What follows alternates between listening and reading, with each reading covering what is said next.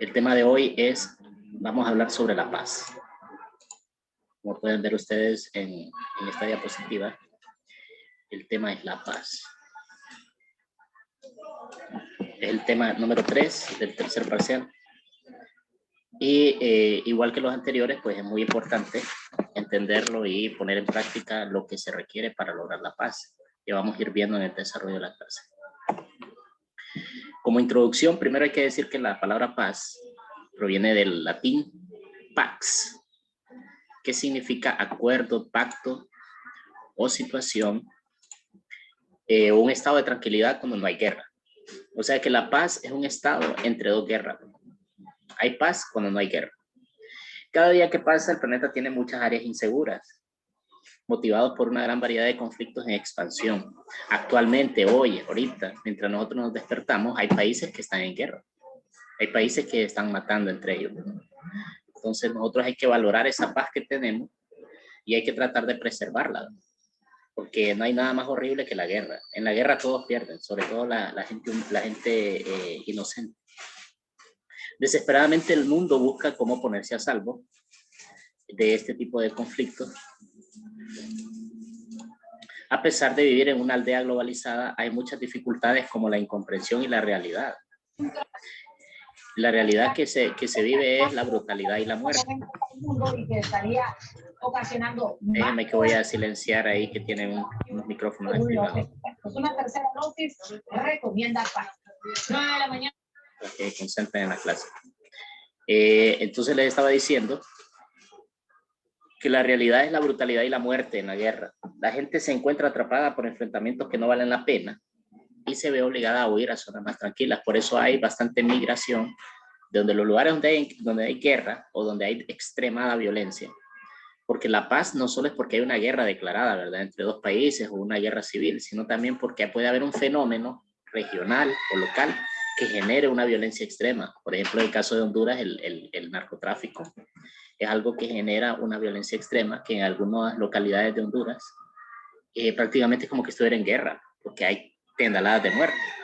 Claro que hay lugares más conflictivos que otros y hay lugares donde la violencia es más extrema. Y por lo general son los lugares más pobres, donde hay gente más pobre, gente menos estudiada, gente con menos oportunidades, donde más violencia hay, donde hay más ignorancia también de los valores, ¿no? Entonces, la gente tiene que entender que la única forma de que las personas podamos desarrollar todo nuestro potencial, podamos vivir y convivir bien entre ciudadanos, es en un espacio donde haya tranquilidad, donde haya comprensión, donde haya paz. Porque de lo contrario uno no puede desarrollar sus potencialidades si está pendiente y está con miedo y está con ansiedad de que a qué horas lo matan. Entonces, para eso es que hay que luchar por una cultura donde se promueva la paz y la comprensión, ¿verdad? Paz y comprensión. Esta es la introducción.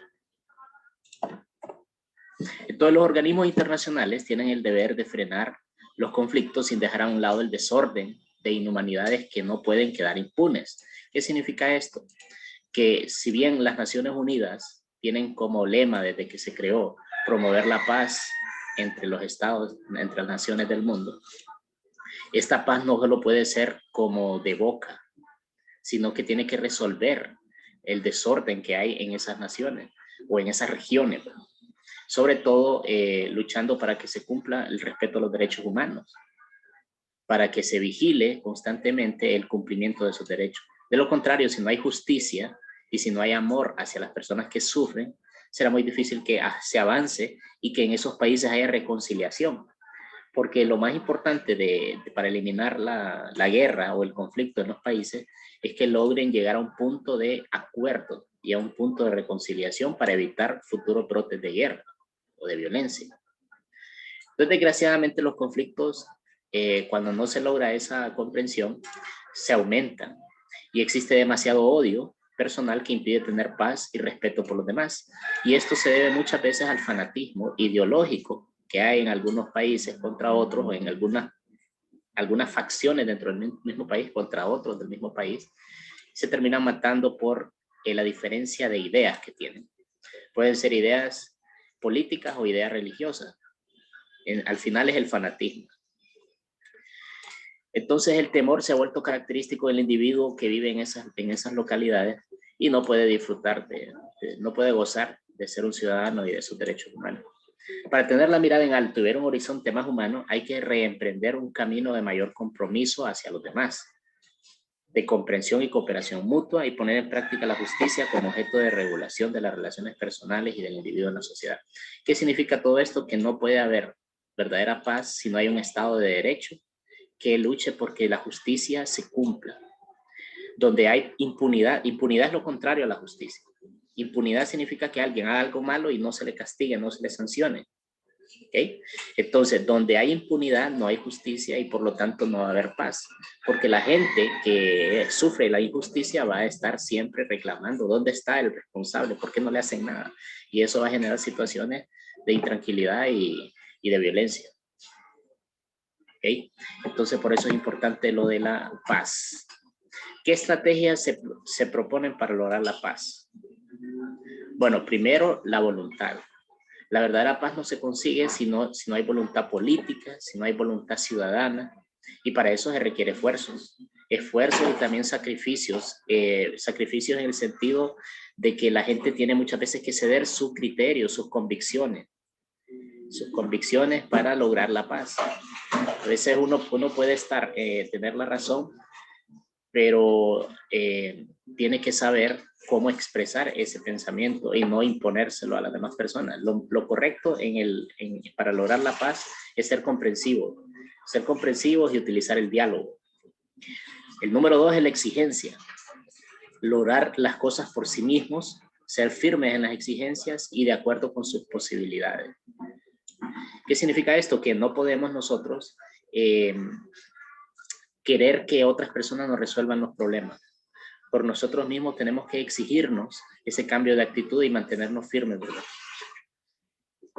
Para estos dos, en consecuencia, se necesita el tercero, que es la valentía.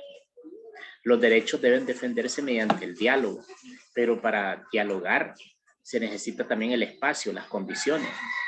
Usted no puede dialogar con una persona que le tiene una pistola en la cabeza, que le está apuntando con una arma en la frente. Para dialogar tiene que haber condiciones donde ambos sacrifiquen su postura y abran un espacio intermedio donde se pueda llegar a un acuerdo. El respeto, que es indispensable respetarse a sí mismo y a los demás. Muchas veces se llega a situaciones de conflicto por falta de respeto. Por ejemplo, en el respeto religioso, si los que son de una religión hacen mofa y hacen parodia de otra religión donde son fanáticos, es muy probable que se desprenda un conflicto de ahí. Si se burlan de su máximo líder de una religión o de otra religión, ese es como el prenderle fuego a pólvora. Por eso es que el respeto es importante, porque la gente, sobre todo en el aspecto religioso, está muy convencida, y si alguien se burla de su Dios o de sus creencias, pues no se va a quedar de brazos cruzados. La generosidad se debe compartir con los demás, con las demás personas, especialmente con los más necesitados. Esta de la generosidad, que es para lograr la paz, también tiene que ver con la generosidad de las grandes empresas, de las grandes corporaciones, que muchas veces llegan a los países pobres solo a explotar la mano de obra barata y a generar más pobreza y a generar más conflicto. Entonces no puede haber verdadera paz si estas multinacionales están haciendo que el mundo sea más injusto, más desigual. Entonces por eso también la exigencia no solo es para las personas pobres, sino para los millonarios también, los multimillonarios. La cortesía, se debe mostrar educación y amabilidad con los demás. La cortesía es uno de los valores que yo les menciono, que eso se aprende en la casa. Ser una persona educada requiere que usted diga gracias, por favor, permiso, porque si no es como que es un animalito que se tira a lo loco, a lo tonto. No, la persona civilizada tiene que ser cortés, tiene que ser amable, tiene que saber medirse.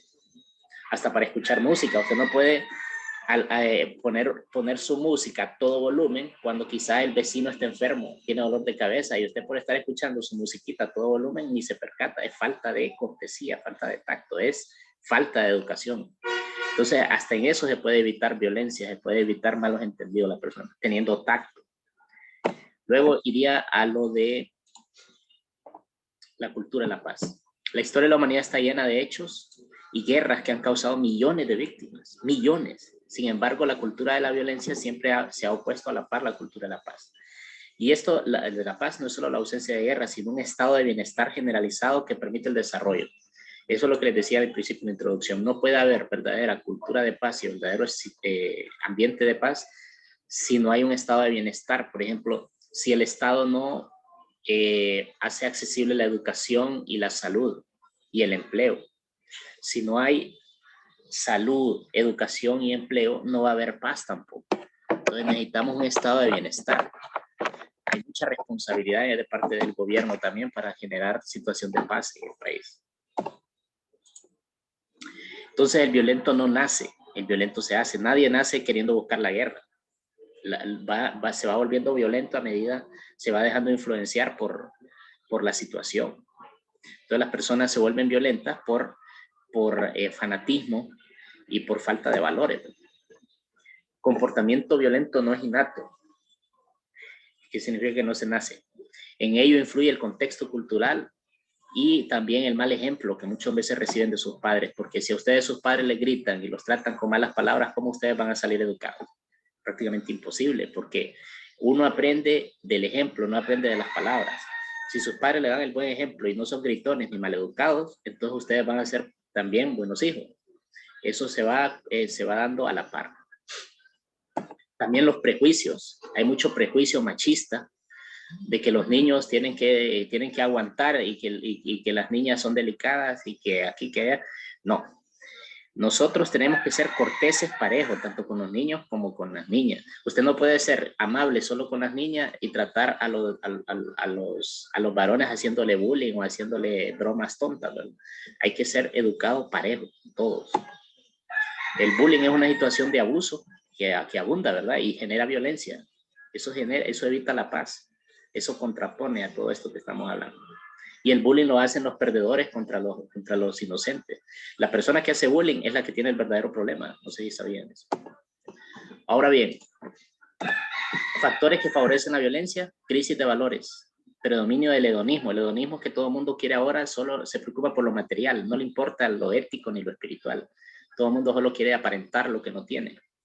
Individualismo y competencia también, que hay demasiado individualismo porque todo el mundo, como hay pocas opciones de trabajo, entonces la gente se pelea por eso o porque hay pocas opciones de salir adelante pues, en la vida. Entonces la gente cae en una competencia injusta, la pérdida de respeto a la autoridad. ¿Cuántas veces no hemos visto que aquí la gente le falta el respeto a la autoridad, ya sea su maestro, ya sean sus padres, los padres de familia, ya sean la policía, que la policía también requiere respeto, es autoridad? Claro que muchos policías no respetan, porque como una sociedad donde hay pérdida de valores, también los policías no tienen valores muchas veces, no siempre, pero muchas veces. Entonces se da esa situación de violencia. Otra situación es la desvalorización de las instituciones educativas, religiosas, políticas, judiciales, los fanatismos y la discriminación y el machismo. Son muchas cosas que generan violencia y generan desigualdad, pero la asignación de ustedes es sencilla. Van a elaborar un esquema, resumen de todo lo que está en esta diapositiva. Sobre todo van a incluir las estrategias para lograr la paz. Van a poner ahí la paz y van a poner estrategias para lograr la paz enumeradas. Factores que favorecen la violencia enumerados. Valores concretos que hacen que sea posible la paz, así enumerados. Esa es la primera parte. Luego, para terminar, ustedes me van a hacer un dibujo que represente la paz. La diferencia es que no me van a hacer la palomita esa de la paz, sino que van a buscar un dibujo más complejo que represente la paz. Y ustedes lo van a hacer en su cuaderno, lo van a colorear y me lo van a mandar. Los dejo porque tenemos otra clase con el séptimo y entonces tengo que atenderlos a ellos ahorita, pero espero hayan entendido el tema. Cualquier duda, pues ahí estamos en el grupo para servirles. Pasen buen día.